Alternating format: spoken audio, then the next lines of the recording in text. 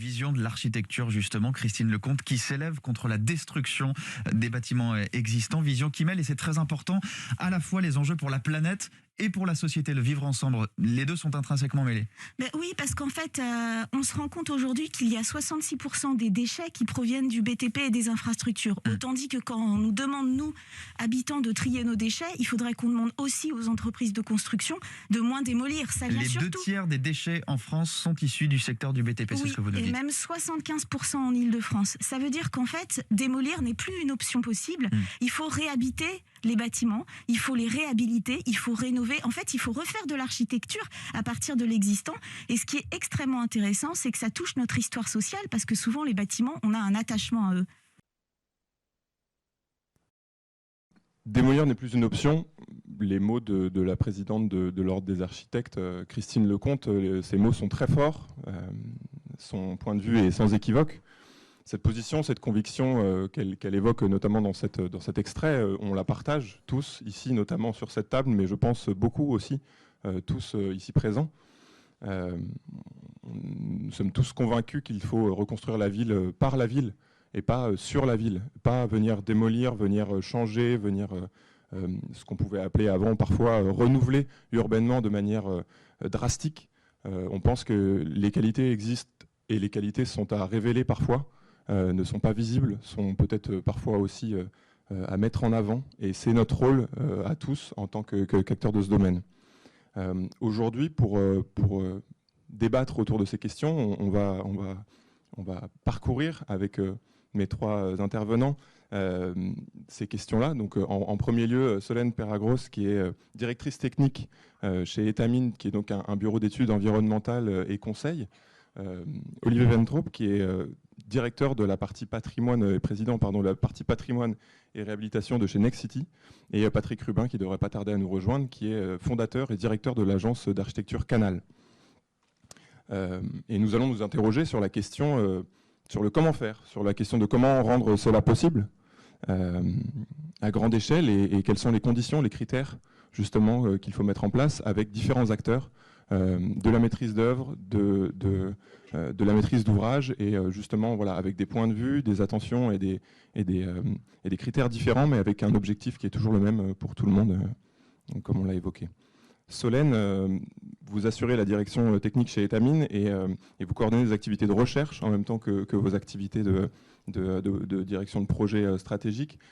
On sait que justement vous posez beaucoup de questions sur ces sujets-là et donc on est très content de pouvoir vous avoir ce matin pour justement nous rééclairer un petit peu sur les chiffres, notamment les chiffres annoncés par exemple par Christine Lecomte sur les déchets liés à la démolition.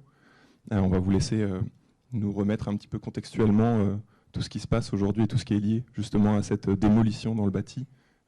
Voilà, je vous laisse la parole. Ok, merci. Oui, du coup, je suis en charge de vous brosser un petit peu le paysage autour de la démolition. Super, ça va me faciliter la vie.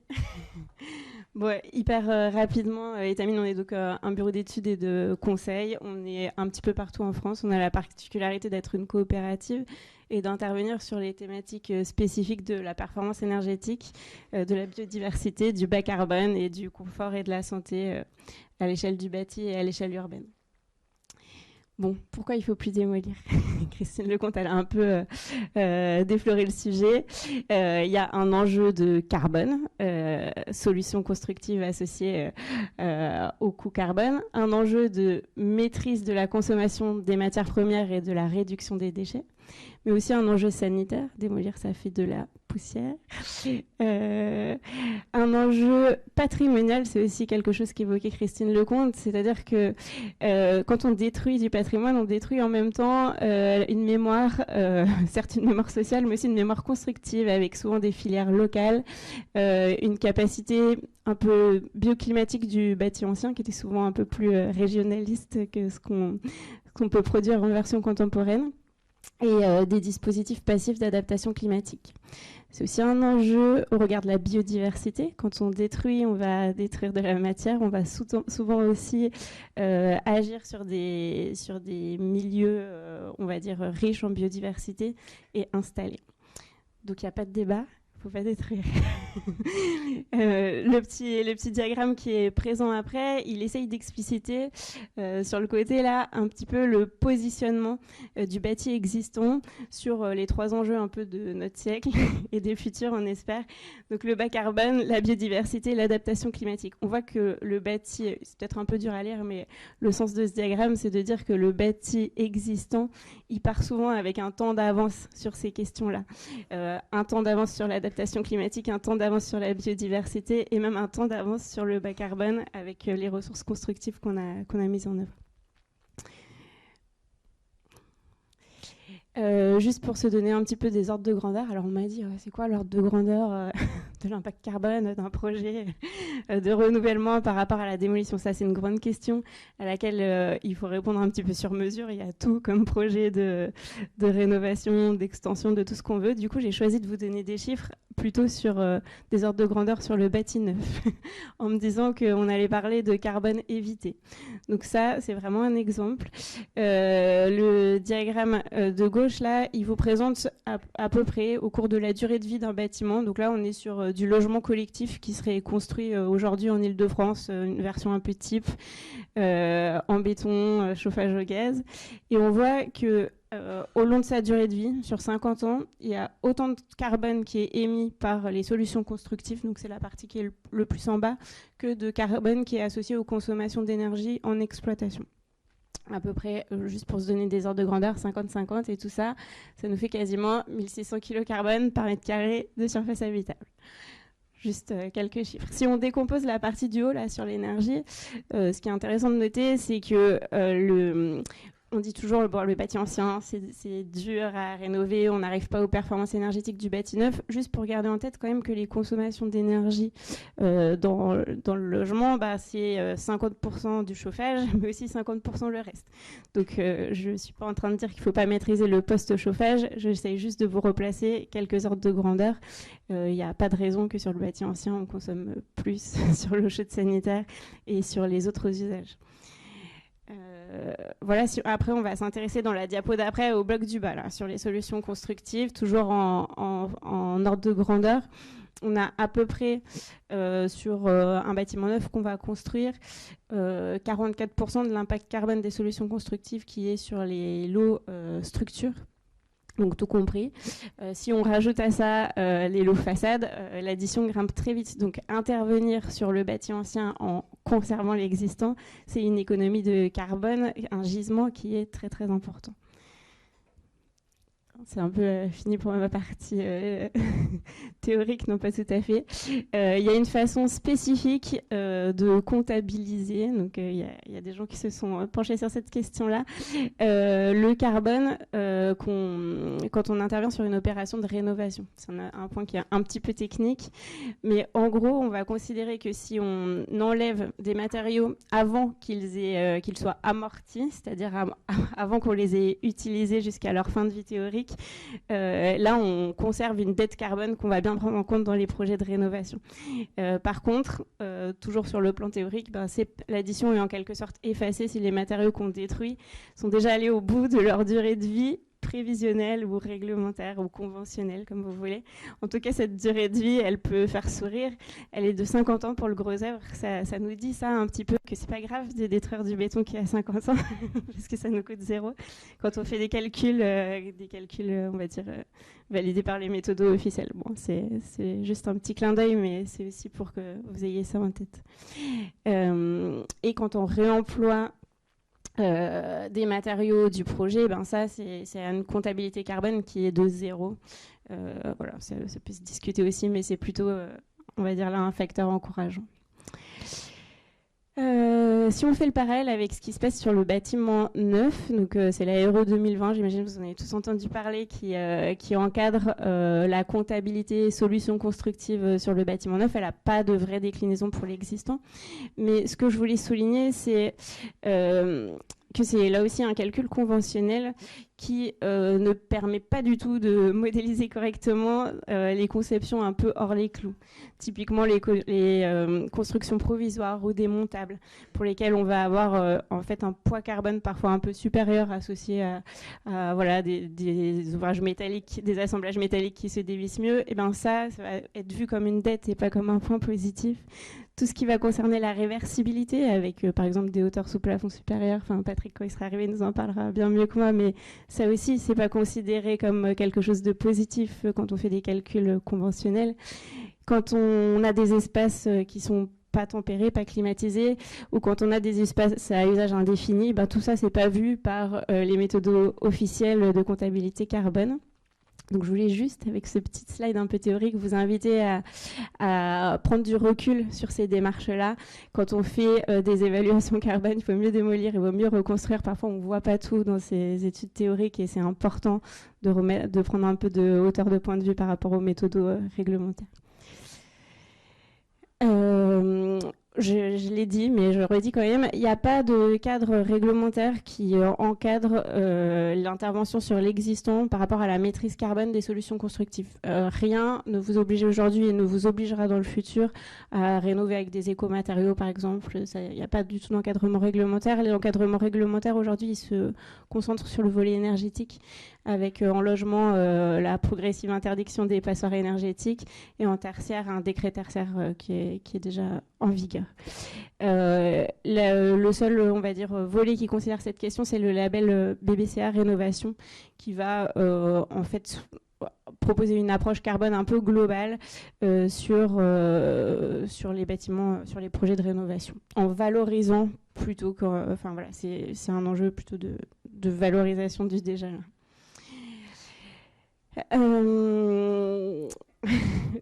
Moi j'avais la mission contexte, alors ça fait beaucoup de messages d'un coup, mais je voulais juste revenir sur les conditions d'une rénovation bas carbone. Alors, s'intéresser à l'énergie, on l'a vu, ça c'est un préalable, c'est important. Il ne s'agit pas forcément de passer le bâti patrimonial en logement passif, mais il s'agit de considérer cette question avec une approche qui peut être créative. On parle souvent de design énergétique. Il n'y a pas forcément besoin de calquer l'approche qu'on a sur le bâtiment neuf avec un chauffage homogène, permanent, des conditions de température homogènes dans l'espace et dans le temps. On n'en est pas là-dedans, on peut être plus créatif que ça, mais néanmoins c'est indispensable de s'intéresser à ces questions de maîtrise des consommations énergétiques dans le bâti rénové. Rénover avec des matériaux bas carbone, et ben ça aussi ça va devenir indispensable. Souvent c'est des matériaux qui sont plus compatibles physiquement avec l'existant, mais réglementairement ça pose encore un tas de questions. Donc il reste des freins réglementaires ou parfois opérationnels à lever. Une approche carbone dans la réno, c'est aussi travailler avec des usages qui soient compatibles avec l'existant et que je vous invite en tant qu'archi à réinterroger. On ne peut pas tout faire du bâti existant et c'est en maximisant le déjà là qu'on va s'y retrouver. Et j'invite aussi à se poser la question des déplacements. C'est vrai que c'est quelque chose qui n'est pas du tout encadré réglementairement, évidemment. Mais là, sur le graphique, ça permet de situer que si notre budget carbone personnel, quand on le rapporte à une année, quand on met ça en perspective avec ce qu'on dépense dans notre logement ou dans nos bureaux, qui sont les premières barrettes, là, ça a la même ordre de grandeur si on se déplace en voiture que notre impact en déplacement. Donc c'est vrai que rénover, ça participe aussi à une réutilisation territoriale, pas qu'une réutilisation du bâti, avec des effets leviers sur la question des déplacements, à condition qu'ils soient bien pris en compte. Ça a l'air chouette en faisant tout ça. Est-ce qu'on y arrive ? Eh ben, oui, on y arrive sur pas mal de projets. Mon voisin vous parlera très bien juste après. C'est juste que on a un enjeu de massification aujourd'hui sur lequel on bute. C'est-à-dire que l'équation économique pour faire tout ça, pour faire du neuf, pour adapter le bâti existant de façon créative, sur mesure, bas carbone, en pensant le futur, et ben, si on le prend comme faire de l'équivalent neuf, on a du mal à résoudre l'équation économique. On la résout très bien on va dire dans des territoires propices, un peu moins dans le reste. Néanmoins, pour vous laisser sur un message un peu plus positif, il y a beaucoup d'opportunités à la rénovation bas carbone. On peut proposer des espaces qui sont moins standardisés, et ça c'est quand même chouette. C'est aussi une intervention sur le bâti existant. Ça permet aux gens qui sont autour du projet de s'y projeter un peu plus. Donc pour moi, c'est une bonne opportunité de co-conception. On a du mal parfois à faire toucher les possibilités du bâti qu'on crée pour le futur aux futurs habitants, gestionnaires, voisins. Dans le bâti existant, on peut organiser des visites, on peut permettre aux riverains de se projeter, c'est intéressant. Et puis, quand on conserve le clos couvert, on peut imaginer des aménagements temporaires de façon assez souple. Donc, c'est aussi ces modes de faire-là qui vont réinventer l'architecture du futur. Voilà. Et je vais terminer pour ma part. J'espère que cette mise en contexte ne vous aura pas trop assommé. Merci beaucoup Solène pour cette introduction à la journée finalement, parce que ces informations nous serviront sur la totalité de la journée. Et je pense qu'il y a un élément qui a été soulevé qui est extrêmement intéressant, et c'est ce qu'on va voir tout de suite avec vous, Olivier Van Traub. C'est la question aussi de l'approche réglementaire qui ne suit pas forcément les ambitions de ces rénovations, et qui est difficilement, on a du mal aussi à contextualiser ce qu'il faut faire, ce qu'on peut faire sur ces réhabilitations. Et donc c'est ce qu'on va voir tout de suite avec vous aussi du point de vue de la maîtrise d'ouvrage, comment on s'y retrouve dans la réhabilitation aujourd'hui quand on essaye de faire les choses bien. Voilà. Alors moi je vais vous dire juste donc quelques mots de Nexity, où est-ce qu'on se positionne par rapport à cette problématique. De manière contextuelle, le groupe Nexity a souhaité se positionner sur un objectif par rapport à l'augmentation de la température à 2030, où en fait nos démarches et notre raison d'être jusqu'à 2030, c'est de limiter l'augmentation de température à 1,5 degré. Donc ça a des conséquences pour les maîtres d'ouvrage. Et nous, la conséquence de cet objectif, voilà, c'est de baisser de 42% la production de gaz à effet de serre par rapport à 2019. Donc cette trajectoire qu'on appelle bas carbone, puisque évidemment dans les gaz à effet de serre, il y a du carbone. Je crois qu'il y a 3 atomes pour que ce soit un gaz à effet de serre dans un gaz. Donc le CO2, il y en a 3. Donc c'est moins 42% par rapport à 2009, ce qui est une trajectoire très ambitieuse.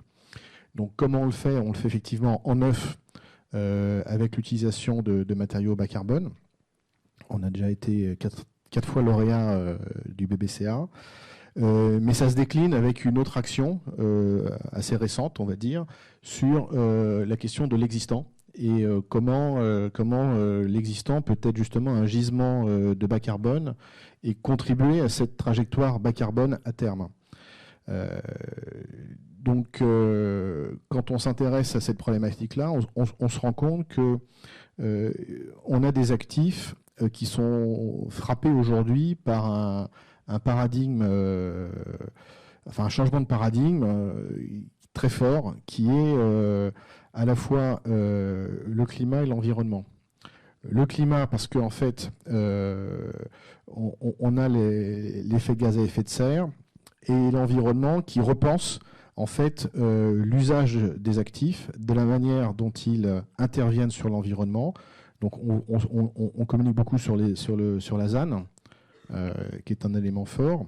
Alors sur l'existant, elle existe déjà, puisqu'on artificialise les sols. Mais c'est intéressant de se projeter en se disant comment, en intervenant sur les actifs, on vient retrouver de la porosité des sols par rapport à des actifs parce qu'il y a les effets de serre, mais il y a aussi cette question de la porosité des sols qui est extrêmement intéressante. Et puis il y a un paradigme très fort qui s'est accéléré avec la crise du Covid, c'est les usages. Et aujourd'hui, quand on se pose la question de limiter la construction neuve, il faut bien qu'on assume la croissance de notre activité, la croissance de la population et ces nouveaux usages dans ce qui existe. Et donc, très clairement, la question de comment on réutilise des actifs existants, voilà, la page d'après.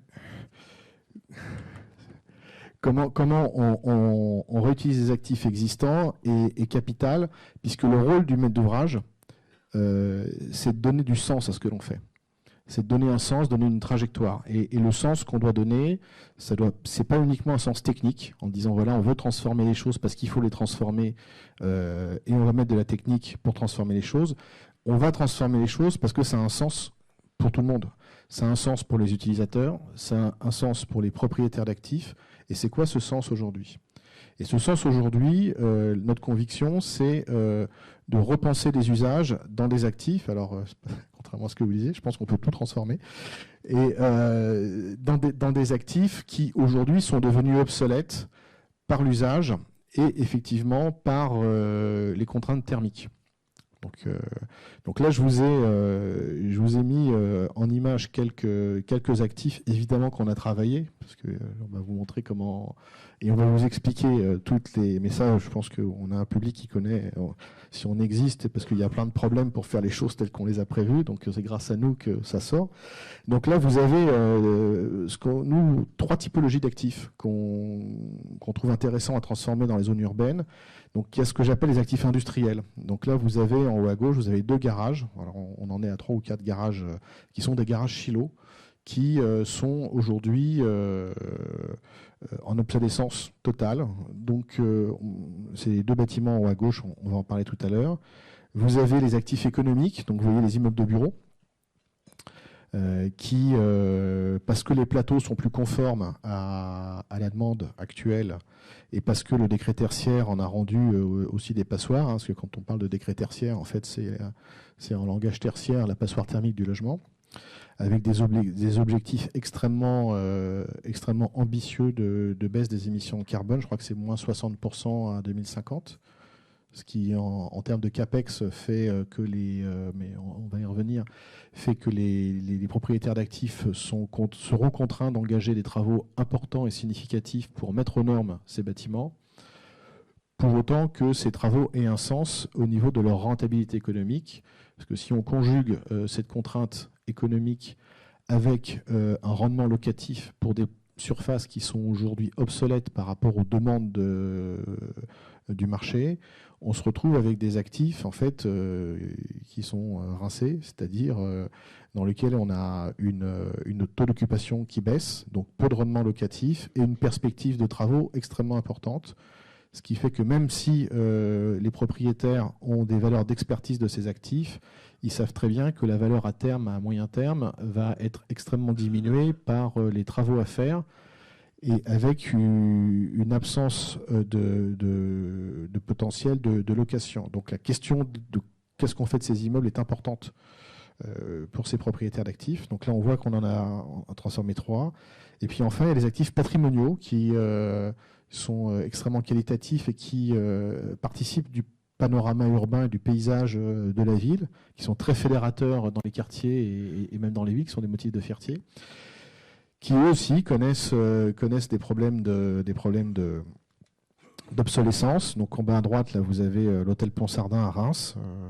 Tout le monde connaît Ponsardin parce que c'est Veuve Clicquot, mais c'est des bâtiments qui souvent ont été pris par des services publics qui n'ont plus les moyens d'assumer la réglementation handicapée, parce que c'est des ERP, les travaux, parce qu'eux aussi doivent payer les passoires thermiques, parce qu'ils votent des lois pour les autres, mais eux aussi doivent faire les travaux, et ils ont encore moins d'argent que les autres. Et puis à droite, là, vous esquissez la rue Monsieur, qui est l'ancien siège de la région Île-de-France, qui était boulevard des Invalides, enfin, qui était boulevard des Invalides et rue de Babylone, en face de la Pagode, et siège construit dans les années 50 par Roussel-Uclaf, donc avec une thermique que vous imaginez aujourd'hui, et qu'on reconvertit aussi. Donc en fait, ces bâtiments-là, et c'est ça qui est intéressant, c'est qu'aujourd'hui, il y a une équation économique qui est pas celle pure de l'équation économique du coût des travaux, mais qui est l'équation plutôt financière. Il y a une équation financière qui se rajoute, c'est que ces actifs-là sont détenus par des institutionnels. Ces institutionnels ont une équation financière. L'équation financière va dire, est-ce que je maintiens l'usage en faisant des travaux importants parce que j'ai une perspective de rentabilité financière, ou est-ce que la conjugaison des travaux environnementaux et de l'obsolescence d'usage fait que je ne vais pas garder ces actifs, et là, qu'est-ce que je vais en faire? Et c'est là qu'aujourd'hui, notre intervention, c'est de proposer des modifications d'usage à géométrie variable et pour redonner une valeur à ces espaces qui permettent de résoudre l'équation financière et donc d'enclencher des travaux de transformation et de réhabilitation. Alors, je vais vous montrer quelques exemples. Donc, un premier garage, donc c'est avec Barreau Pressaco. Donc là, on était dans un garage années 50 à Paris où il y avait un immeuble de bureaux avec un parking en surface derrière, qui progressivement s'est bâti avec des fermes industrielles, des planchers. Donc il y a un entrelacement de poteaux, je ne vous raconte pas. Et donc ce bâtiment, on l'a acheté.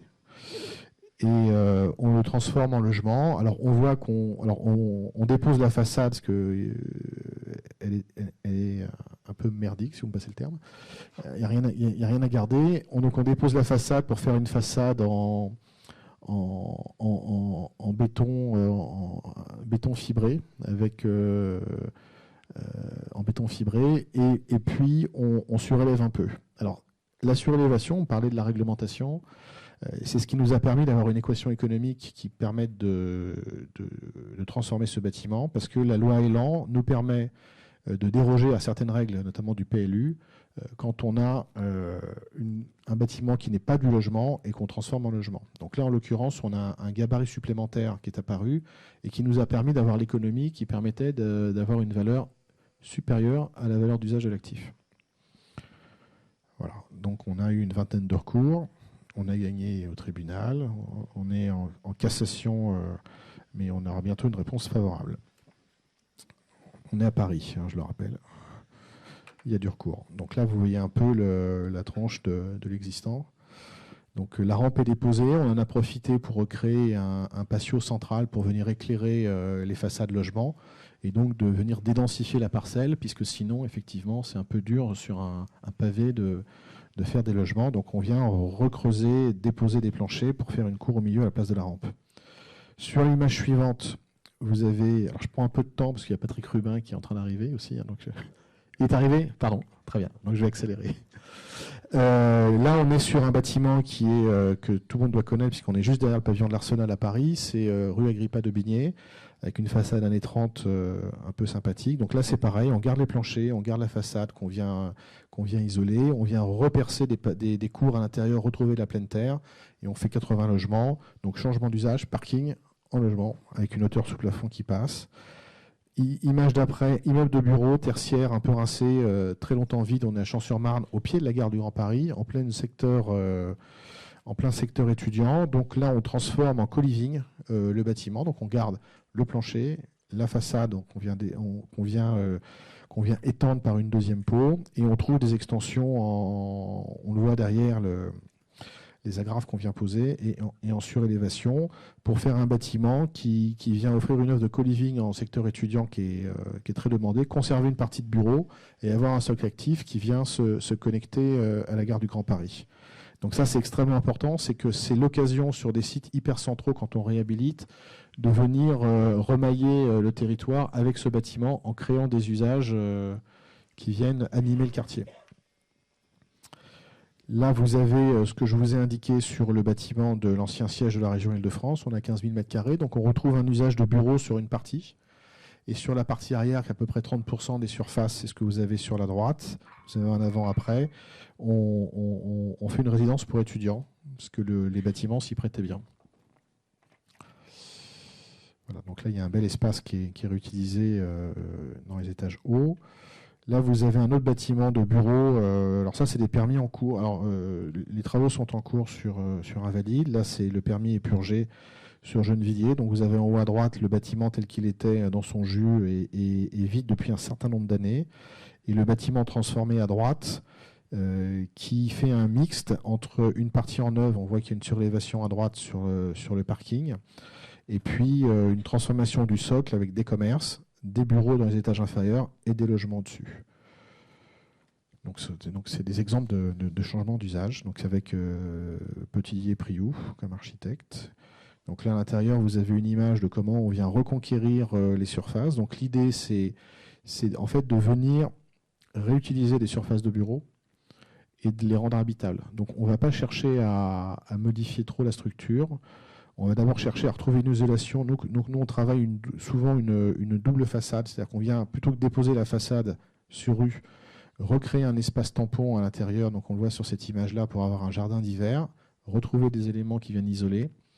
Et puis on va chercher à faire avec l'existant, donc à faire circuler l'électricité au plafond. On ne va pas forcément chercher à faire des chapes. On peut réutiliser aussi les faux planchers. Donc on va essayer de réutiliser aussi l'existant et d'en faire des appartements avec des configurations atypiques. Voilà. Et je termine sur l'hôtel Ponsardin, où on a un mélange, où il y a le bâtiment principal qui est assez noble, et dans lequel on va réutiliser l'existant, le rénover, le restaurer, avec un très gros sujet sur les fenêtres, puisque là on est en monument historique, donc là il y a très peu d'artisans en fait qui savent faire, donc ça c'est compliqué. Et puis dans les ailes qui étaient les écuries, en fait on fait des bâtiments un peu plus modernes, donc très atypiques, qui viennent dans ces espaces-là. Donc voilà. Donc voilà ce que je voulais vous montrer ce matin sur à la fois la philosophie qui est de se dire la transformation, c'est un nouveau pan de notre activité. Quand je dis nous, je pense à un nouveau pan de l'activité immobilière, puisqu'on vient repenser des bâtiments qui n'avaient pas été initialement faits pour ça. Les modes d'intervention, c'est des modes d'intervention qui sont peu intervenants sur la structure, parce qu'il faut accepter et assumer le bâtiment tel qu'il est, et plutôt mettre beaucoup de jus de cerveau pour voir comment on réutilise ces surfaces pour de nouveaux usages. Et puis surtout, le message, c'est que nous, ça fait plus de 4 ans qu'on fait ça, et en fait, les dossiers sortent, c'est-à-dire qu'en fait, ça marche. Voilà. Donc ça, c'est bien pour tout le monde. Merci beaucoup, Olivier, pour cette intervention qui nous rappelle encore une fois que si on choisit que la réhabilitation est l'unique solution, on finit par les trouver. Finalement, ces solutions et ces méthodes pour venir réhabiliter le bâti. C'est très appréciable et inspirant de se dire que parfois, quand on choisit quelque chose au début, on arrive à se trouver et à trouver les moyens de le faire. Voilà. On va accueillir Patrick Rubin qui nous parlera encore mieux que moi de ce point de vue-là, de la part d'un architecte qui est très engagé et très à la pointe sur ces questions-là, notamment à travers l'ouvrage « Transformation des situations construites », et je pense qu'il en parlera très bien.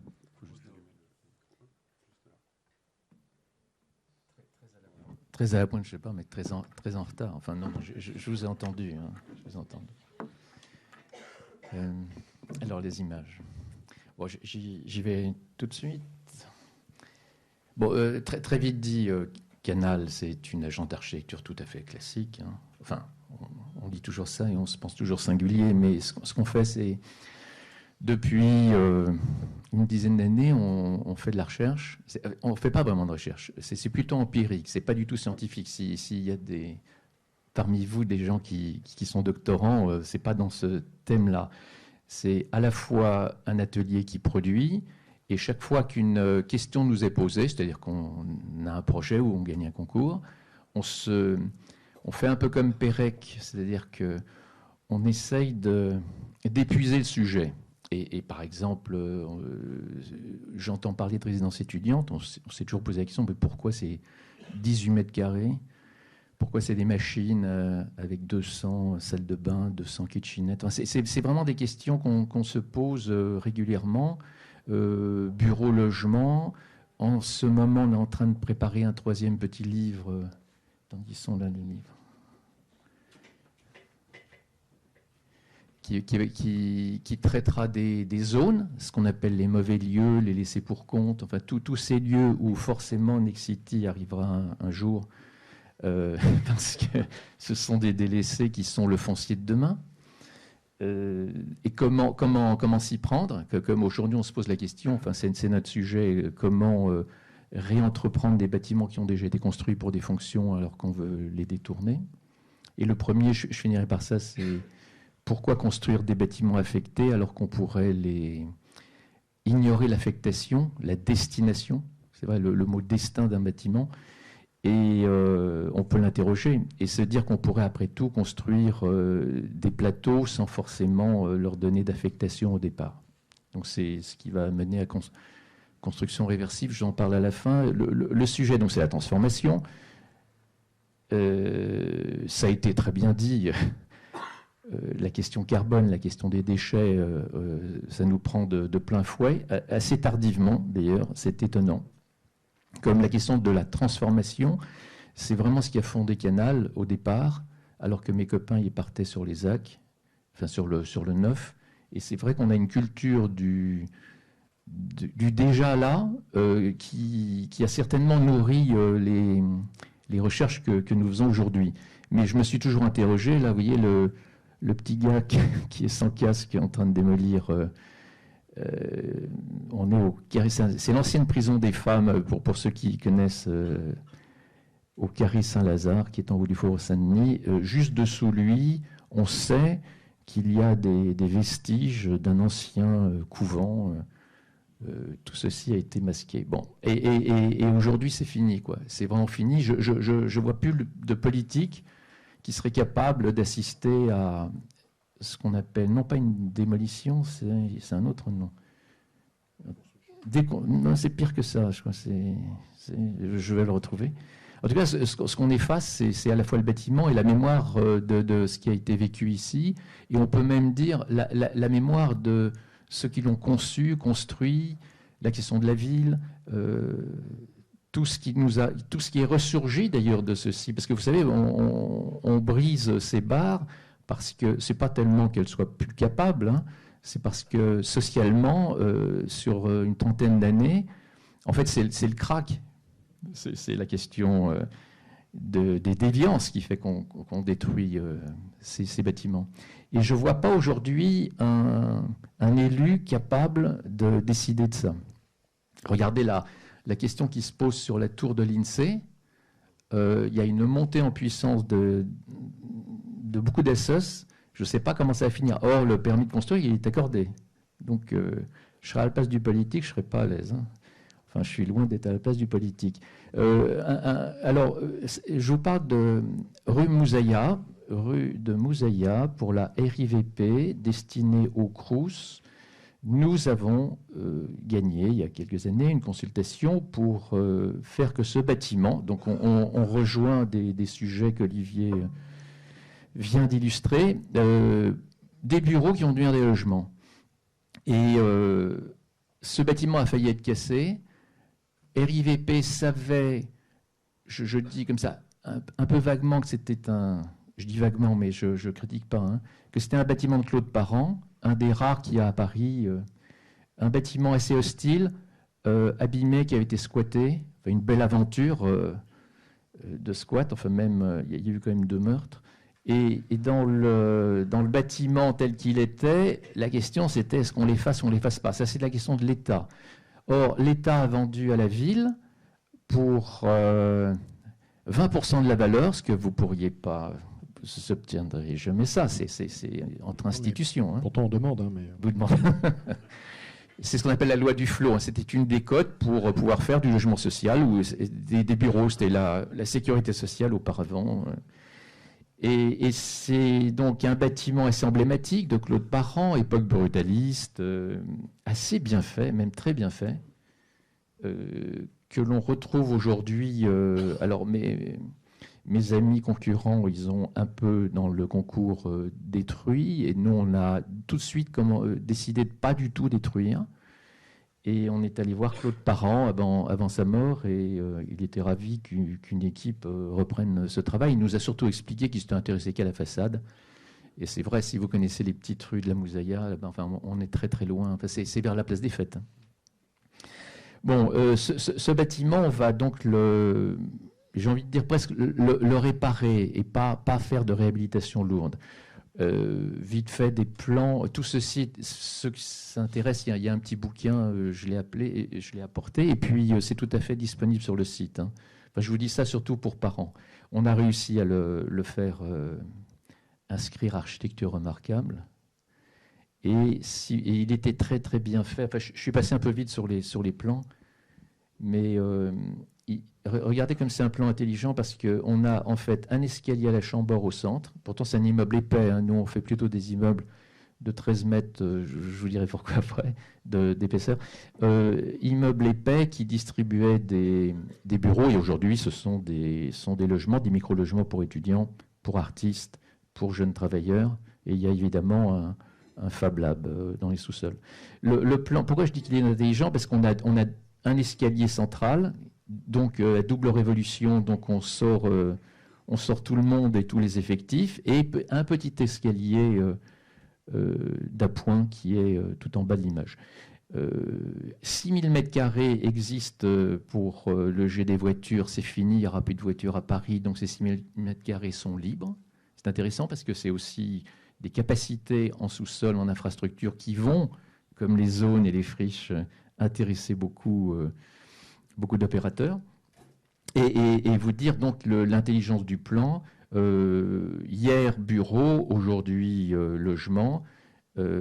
Première problématique, parler de passoire, évidemment, c'est l'acoustique et la thermique. L'acoustique et la thermique. Donc comment faire qu'une façade puisse être rénovée sans trahir le travail de l'architecte qui était auparavant, qui en est l'auteur. Et alors le piège, puisque c'est vraiment un sujet aujourd'hui, c'est parti très vite sans sondage.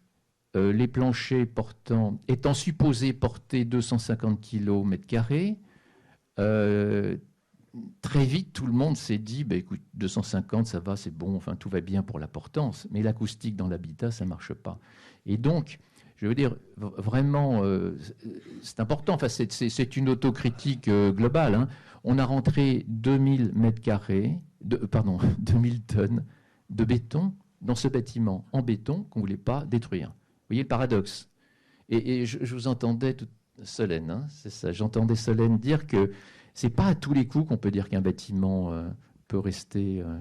il faut vraiment... L'époque du diagnostic sur un bâtiment, pour moi, ça représente 30% du travail. Si vous regardez les abacs de la loi sur l'ingénierie, quand on prend... c'est les mêmes, hein, que ce soit pour construire neuf ou pour transformer, vous avez un diagnostic qui vaut entre 2 et 6%. Ça parle à quelques-uns. Mais c'est vraiment intéressant parce que c'est des codes qui ont été appréciés à la fin des 30 Glorieuses où on était en pleine reconstruction. Il serait temps de revisiter le sujet parce qu'un maître d'ouvrage qui paye 5% un diagnostic, il se trompe parce que tout se gagne au moment du diagnostic. Et donc, on aurait pu éviter cette erreur.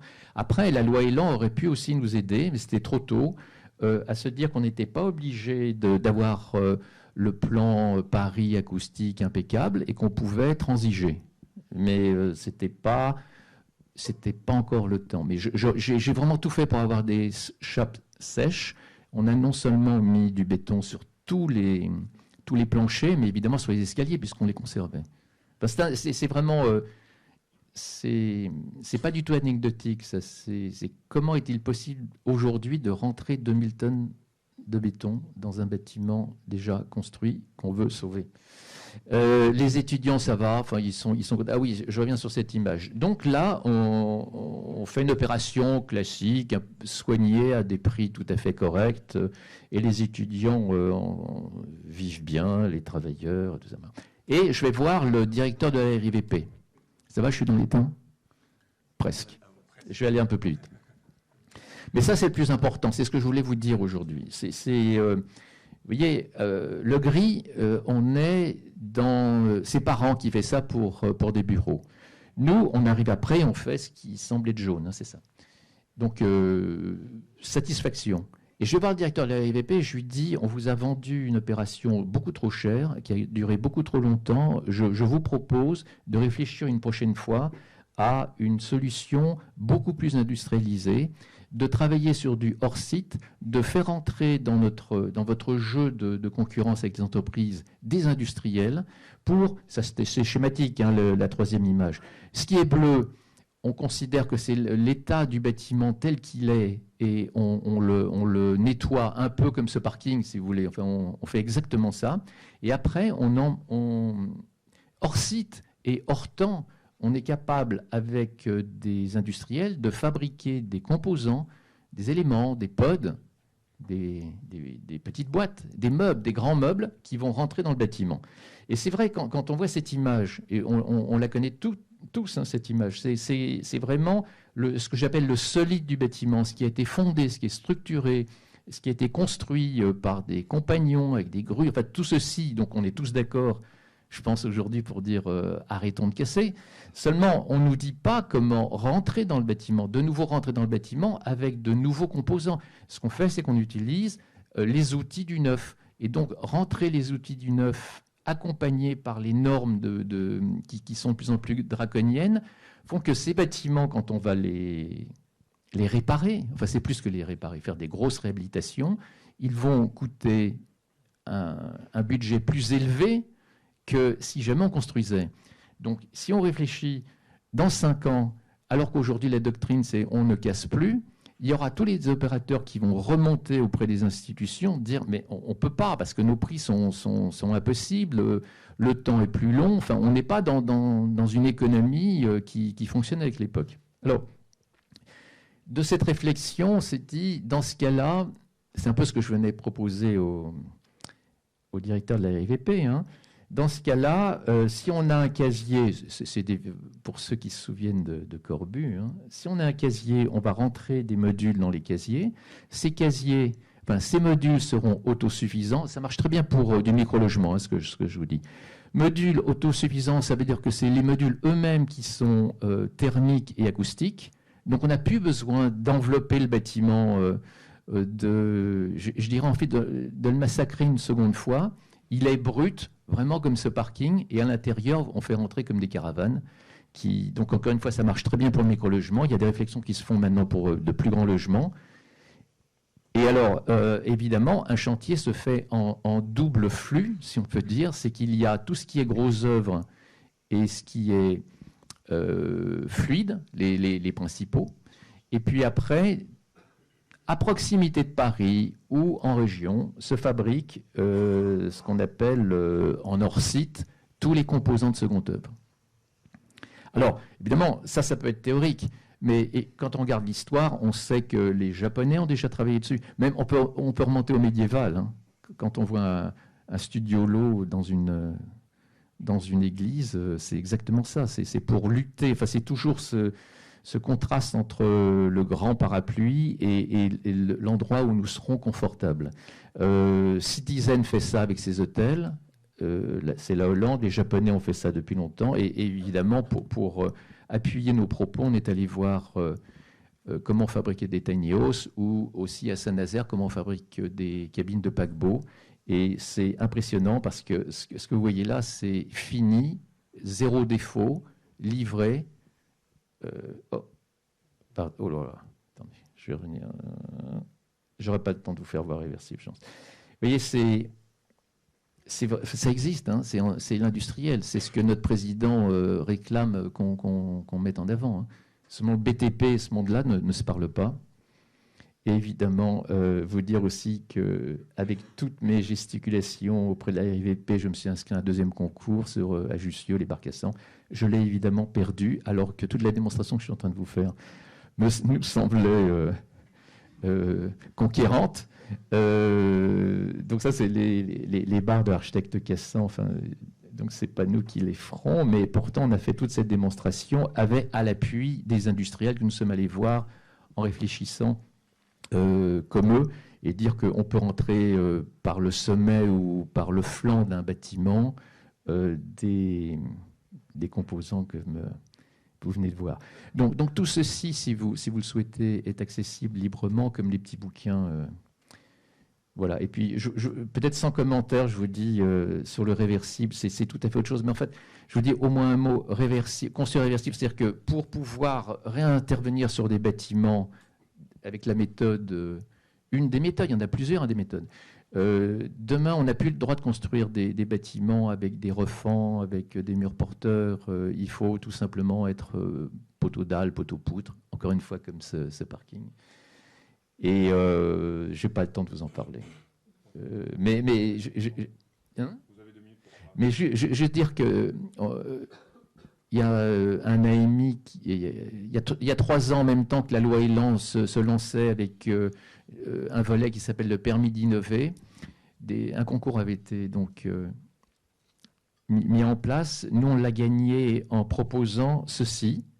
Alors ceci, c'est le feuillet du CERFA qui dit qu'il faudrait inventer une autre case que logement, habitat, agricole, tertiaire, etc. Évidemment, c'est pas possible. C'est pas possible, mais d'abord, on l'a gagné quand même. Après, on nous a dit, allez à Bordeaux pour construire. On vous offre une parcelle, faites un démonstrateur. L'année dernière, on a signé le dépôt du permis de construire. Important, ça nous permet des dérogations. J'aurais pu éviter, pour l'autre projet, les 2000 tonnes de béton. La première dérogation, c'est un grand commis de l'État qui est capable de signer un permis comme celui-ci. Et ce permis, qu'est-ce qu'il dit? Il dit que vous avez le droit de construire neuf, du logement et ou du bureau. Ça, on l'obtient. Enfin, j'étais hier à Bordeaux, la dernière signature, c'est encore les pompiers, ça ne vous étonnera pas. Deuxième sujet, c'est que on repousse les éléments fiscaux à la livraison du bâtiment, puisqu'au départ, on ne sait pas si c'est du bureau ou du logement. Donc ça, c'est la dérogation qu'on demandait, acceptée. Et la troisième, c'est suspendu, on nous répond dans 2 semaines. On l'aura, mais les pompiers disent assez justement, mais comment voulez-vous qu'on aille au feu si on ne sait pas qui habite et qui travaille? Voilà, et ça n'a rien d'exceptionnel, hein, un bâtiment réversible. C'est juste poteau dalle. Il n'y a rien à dire. C'est qu'à tout moment, il y a une mutation qui peut se faire de haut en bas, en large. Voilà. Et puis je m'arrête là. C'était dans un an, on reparlera, si vous continuez votre festival, des zones laissées pour compte. Merci Patrick. On serait ravis d'ailleurs d'en reparler avec vous après la sortie de cet ouvrage. Merci pour cette intervention passionnante et qui rebondit sur beaucoup d'éléments qui ont été évoqués aussi par Olivier et Solène. Pour conclure un petit peu ce qui a été dit et pour pouvoir juste après passer à la partie des questions. Je pense qu'on a évoqué beaucoup de critères, on a vu beaucoup de points de vue, on a évoqué notamment le poids carbone, on a évoqué la question de l'usage, on a évoqué la question réglementaire. Moi, je voulais poser une première question et je vous laisserai choisir qui y répond ou si vous y répondez à plusieurs voix. Je pense qu'on parle beaucoup aussi du problème de matériaux aujourd'hui, de la pénurie des matériaux et de la question de la standardisation, qui peut aussi amener à une nouvelle pénurie de certains matériaux ou alors des problèmes d'industrie qu'on connaît aujourd'hui, notamment de production, quand on parle de production locale, comme vous l'avez évoqué tout à l'heure, Solène. On sait qu'aujourd'hui, on a notamment, par exemple, une ressource en bois qui est très importante, mais on a assez peu d'industrie de transformation locale, on en a beaucoup moins qu'avant. On a aussi des problèmes de type de bois, feuillu, résineux. Comment est-ce qu'on peut éviter de retomber dans une massification d'utilisation d'une même méthode, entre guillemets, qui pourrait aussi produire derrière une question de pénurie à nouveau de certains matériaux, ou en tout cas d'utilisation trop importante de certains matériaux?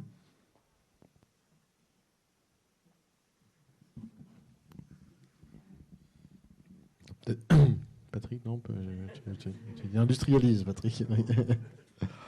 C'est pas une question simple. Alors, nous, on est devenu vraiment un pure player on fait plus de neuf. Alors, sauf si on fait des extensions. Alors, c'est sûr que le bois est le matériau naturel, parce que de par son poids et son impact carbone, les extensions en bois sont celles qui sont les moins impactantes sur la descente de charge dans la structure. Mais ça reste des interventions très faibles par rapport à l'essentiel du bâtiment. Moi, il y a quelque chose que j'aimerais, mais j'arrive pas avec mes équipes, c'est de réutiliser tout simplement, quand on a des immeubles de bureaux avec des pompes à chaleur qui sont assez performantes en exploitation, de pouvoir réutiliser les pompes à chaleur existantes d'un immeuble de bureau pour faire du logement. Donc on m'a expliqué que c'était impossible à plusieurs reprises. J'aimerais réutiliser les fils électriques, tout simplement, qui sont dans le bâtiment. On m'a aussi expliqué que c'était impossible, pour des sombres histoires de normes. J'aimerais réutiliser des planchers bureaux pour faire des logements sans tout modifier la structure à cause de la réglementation handicapée. On m'a dit que c'était également pas possible. Donc moi je pense que cette question-là, il faut la voir aussi par rapport à ce que tu évoquais sur les permis d'innover est assez intéressant, même s'il faut effectivement avoir en face de nous des commis de l'État qui ont la volonté de s'engager pour signer un permis qui est dérogatoire aux règles, ce qui est quand même pas facile à trouver. Mais c'est surtout la question des normes. C'est-à-dire que cette problématique des matériaux à réutiliser, il y a les matériaux sur place, on pourrait les réutiliser, sauf que ce sont l'application des normes qui sont absolument pas conçues pour un changement d'usage, qui fait qu'on est obligé de modifier les matériaux, d'aller en chercher d'autres, pour pouvoir tout simplement faire un projet où n'importe quel particulier qui achèterait une cellule de bureau pour y faire son logement ne penserait pas changer les fenêtres, refaire le plancher, refaire le machin, changer les fils, etc. Il réutiliserait ce qui existe. Mais nous, en tant que professionnels, on est obligés effectivement de respecter les normes qui sont bonnes parce qu'elles existent, mais qui ne sont pas adaptées en fait à cette problématique nouvelle et elles n'ont pas été imaginées pour ce qui se passe aujourd'hui. Voilà. Donc c'est peut-être pas complètement la réponse, mais en tout cas c'est la mienne. Voilà. Si je rebondis à cette question qui effectivement est très intéressante, je crois que ça a été dit en introduction de cette journée, ça souligne que c'est un changement global, pas juste du secteur du bâtiment, mais de la société complète qui a opéré, qui va concerner aussi bien les filières d'approvisionnement industriel, du bois, mais aussi on voit, donc moi je suis sur Lyon, la métropole de Lyon est en train actuellement de constituer une plateforme donc organisé par la métropole autour du pour organiser le réemploi des matériaux de construction à l'échelle de la métropole. Et je pense que c'est le genre de solution qu'on va voir émerger de plus en plus. Le réemploi, on ne va pas s'en affranchir. Alors, il y a différentes façons de faire du réemploi. Idéalement, déjà réemployer sur site ce qui est déjà, mais ça peut être aussi à l'échelle d'un territoire pas trop grand, mettre en commun ce qu'on a pour l'affecter ailleurs, pour gérer des projets de transformation. Voilà, donc c'est un enjeu qui concerne une variété d'intervenants et voilà, et nécessairement elle a ça comme intérêt, cette aventure de la reconstruction, c'est qu'il n'y aura pas de solution unique, on a à intervenir sur beaucoup de bâtis différents dans des situations différentes et c'est ça qui fait aussi un peu l'intérêt du défi, quoi. Merci beaucoup pour ces questions, ces réponses à cette question justement. Et je me tourne vers vous à la salle. Est-ce que parmi vous il y aurait des questions justement à propos de ce qu'on vient d'évoquer ou de toute la présentation? Pas de questions. Je me tourne peut-être. Ah ouais. On vous écoute alors. Je vous apporte.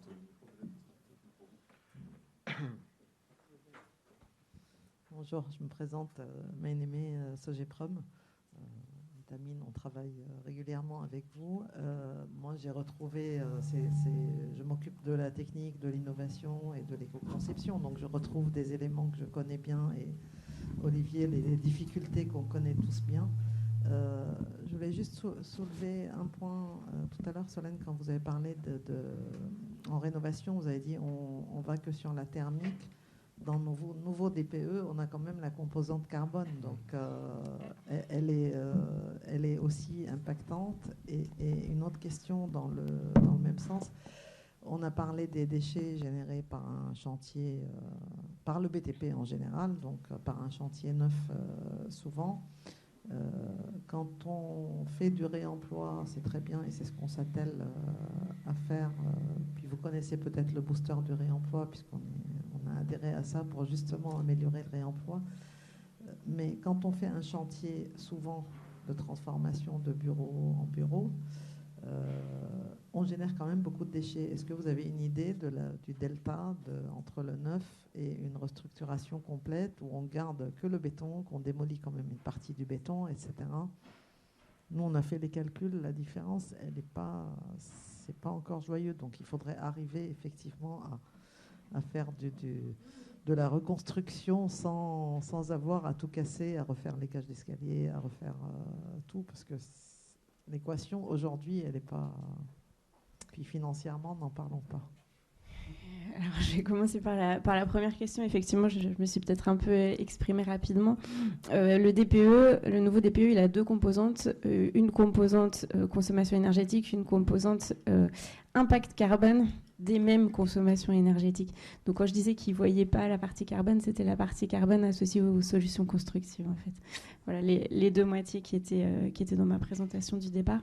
Et après, pour ce qui est déchets générés par une opération de rénovation, ce qui est intéressant, je pense que c'est le mot déchet. Non seulement on ne va plus pouvoir démolir, mais on ne va plus pouvoir regarder les matériaux qui nous entourent comme des déchets. Il va falloir qu'on s'inquiète de ce qu'on fait de ces matériaux-là, pas forcément sur notre bâtiment, ça peut être ailleurs, mais ça ne peut plus être des déchets. Les bâtiments qui nous entourent ne peuvent plus être des déchets, et les matériaux qui les constituent non plus, on n'a plus les moyens de ça. Merci beaucoup, Solène, pour cette réponse. Il me semble que j'avais vu peut-être une autre question à ma droite. Non, je me suis trompé. Ah, peut-être. Alors, Ludovic, une question. On vous apporte un micro tout de suite pour poser la question. Merci.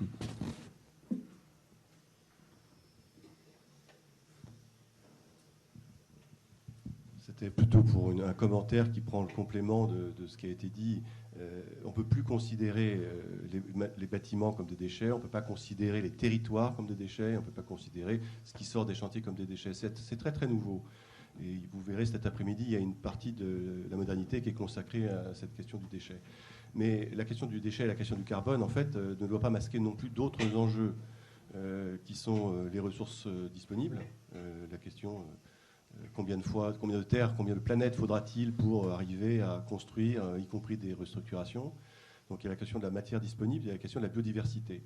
Et si on passe à côté de l'ensemble des spectres, on a parlé tout à l'heure de l'imperméabilisation des sols et d'aller rechercher la terre, j'allais dire, alors on passe complètement à côté du sujet. C'est-à-dire qu'aborder la question du réemploi, la question du traitement des déchets, la question de la construction, la question de la thermique, uniquement sur le prisme réglementaire, en fait, c'est faire fausse route, à mon avis, à tout point de vue. Et c'est faire fausse route aussi sur les métiers émergents. C'est-à-dire qu'aujourd'hui, la filière, c'est un petit peu, Patrick, ce à quoi tu as été confronté, la filière, c'est celle du neuf.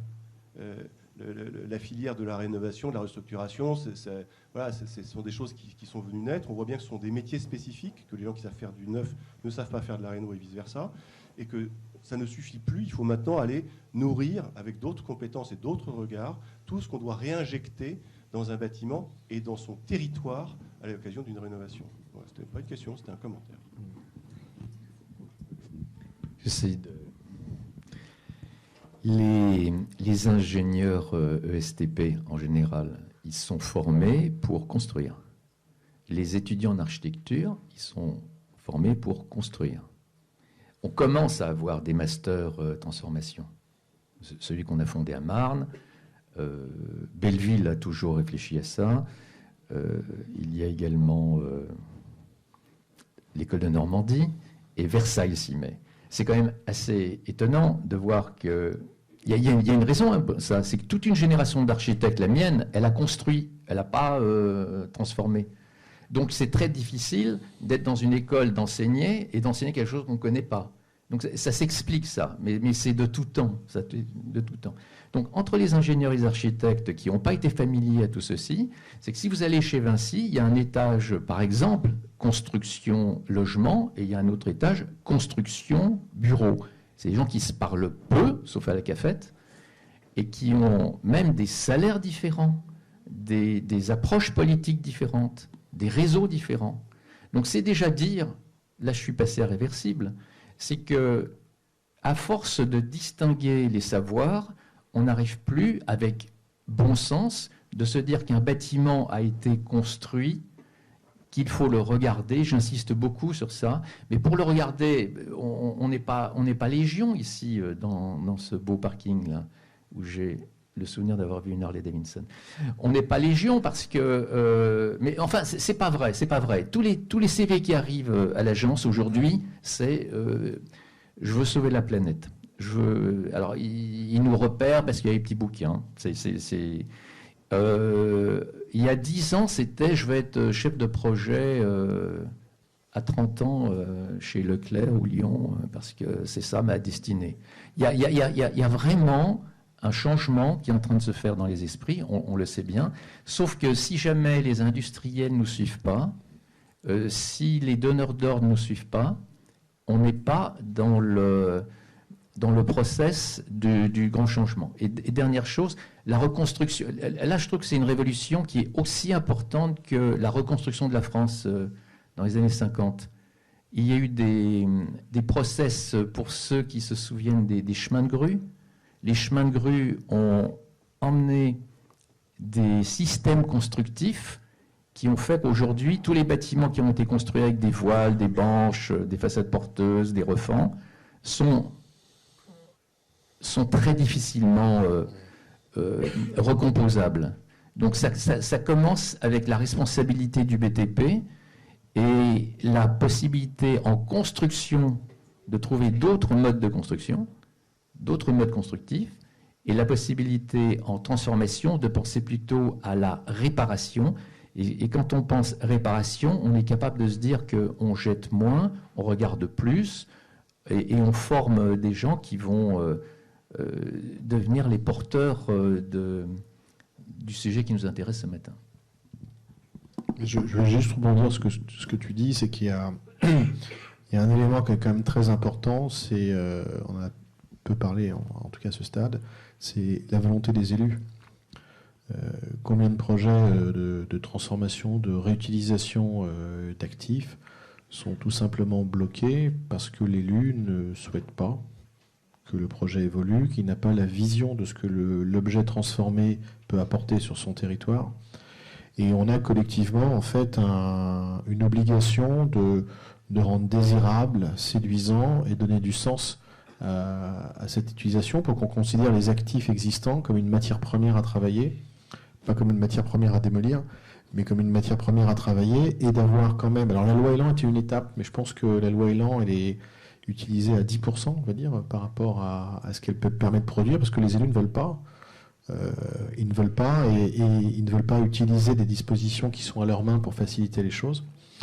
Et je pense qu'on a collectivement un besoin, évidemment, de former des nouveaux dans cet esprit-là, mais surtout de convaincre les élus du potentiel de transformation de cette matière première qui est sur leur territoire pour la réinventer.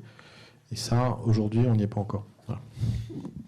Merci beaucoup pour ces commentaires et ces questions ou ces commentaires qui ont été posés. Pour conclure rapidement sur cette table, je pense qu'on l'a globalement beaucoup évoqué. Solène l'évoquait dès le début, l'action doit être collective, doit être co-construite, même si le mot construire du coup fait un peu tâche là-dedans, mais elle doit être collective. Elle doit être collective, elle doit être sobre et surtout elle doit être partagée. Et je pense que l'exemple aussi de la transformation, de la construction à Bordeaux avec le permis d'innover montre aussi qu'il y a des élus qui commencent à aussi se positionner et avoir envie aussi de chercher des solutions. Je pense qu'il faut qu'on soit tous optimistes et tous ensemble pour essayer justement de faire bouger les choses le plus possible de ce côté-là. On va continuer la matinée avec une présentation. Pardon.